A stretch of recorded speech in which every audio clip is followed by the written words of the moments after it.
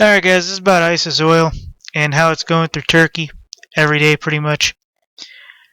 Alright, so there's a long talk about everything, and this is coming from RT, and what this basically says is that ISIS oil trucks cross into Turkey every day, and that was kind of something that a captured supposed Islamic terrorist had actually admitted. Don't know who he was captured by, don't know what the methods were, don't know if he actually said, yeah, that happens every day or not. But there was something going on, and I kind of wanted to put it out there as an understanding of why these groups exist. Somebody told me, and I'll keep the name anonymous, secret. It wasn't somebody from Anonymous, but I'll keep it kind of, on the down low.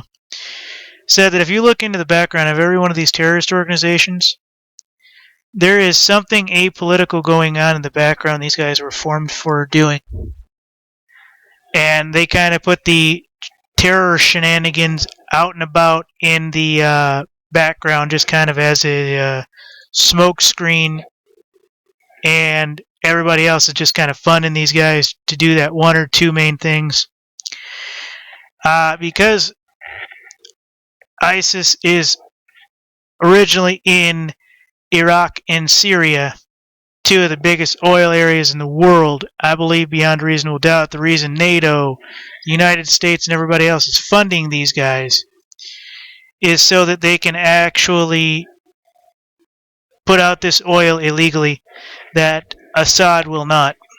And I had a buddy of mine did an MBA briefing or something similar to that, where he found all these little sort of specialties that these terror networks are doing in the background, and they kind of go, this country wants this, and this terrorist group is doing this.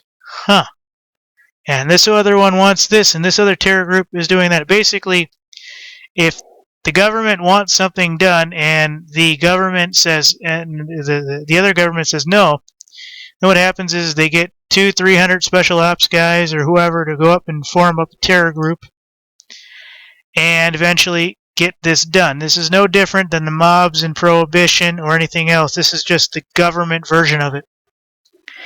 The South American countries kind of handled the drugs for a long time. Middle East, obviously, oil. I guess it's a regional district of sorts.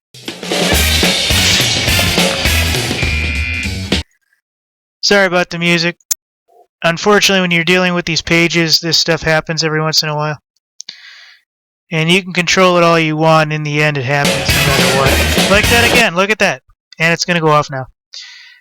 Alright, everybody.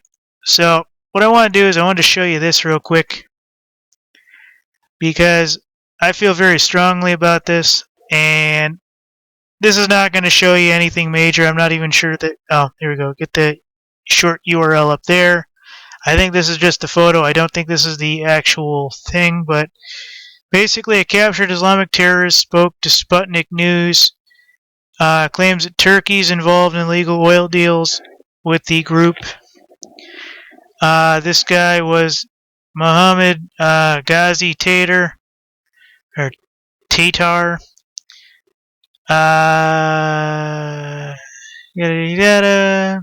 Basically, and was transported over the border of Syria, where he received his training. I'm trying to figure out where the hell they say this.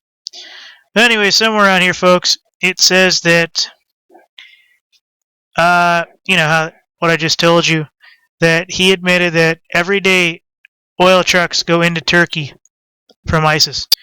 So we know that Turkey is involved in the distribution. We know that Israel is kind of involved in the coalescing of the Baghdadi report, the Baghdadi personality. The United States is backed by funding them, probably both financially and with munitions as well. So that's how these organizations get played. These are like the government versions of the mob, who basically go into these areas and do the business that the government said they wouldn't do.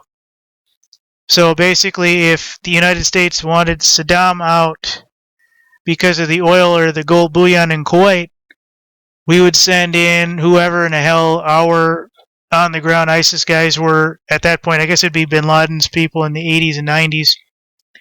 And then we'd have them do a whole bunch of ruckus, go in and secure the pipelines, go and secure this, go and secure that. And then we do that. I mean, this is no different than going into a war zone because you're only, want to go there for the plutonium or uranium mines like in Vietnam. Nobody gave a shit about the Viet Cong being there or this or that. That was all smokescreen. So is this. Thank you.